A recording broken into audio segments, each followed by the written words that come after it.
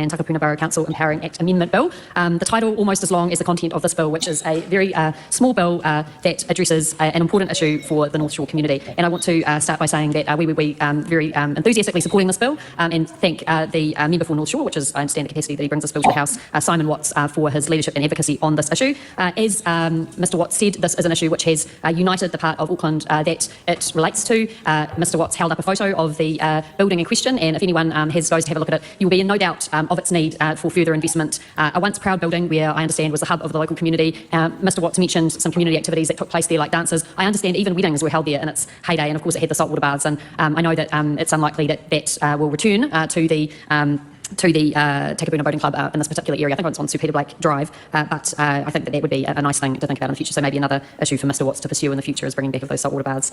This is an issue where there seems to be a lot of agreement. I just want to acknowledge some of the people that have brought that about today. I want to acknowledge the Commodore of the Takapuna Boating Club, Commodore James Jordan. I want to acknowledge the local councillors, Chris Darby and Richard Hills, who took this particular proposal to Auckland Council governing body. I want to acknowledge them for supporting this. Also the Takapuna and Devonport Local Board for also supporting this initiative, and also all of the locals who undoubtedly drive past the somewhat dilapidated building and see an optimistic future for things to come. And I'm a big supporter of increasing the ability for communities to feel that they have the facilities to allow them to do what they would like to do, and that includes, as I understand, looking at renting out the rooms for commercial purposes, potentially getting coffees there, which would also be, I think, much appreciated, especially with close proximity to the ferries. So this is a huge opportunity. It's supported by local councillors, local boards and local MPs. It will unlock the use and upgrade of this local asset, which currently is falling apart. So it's not often we get to correct something that was done in this House in 1923, but today is one of those days, and I'm sure that there'll be widespread agreement around the House, so I won't take too much of our time, but just to say that undoubtedly the locals in the North Shore will be greatly appreciative of the House's support in allowing them to use this local asset, once a proud part of their history, to update it, upgrade it and make sure it's fit for 2024 purposes, and I commend this bill to the House.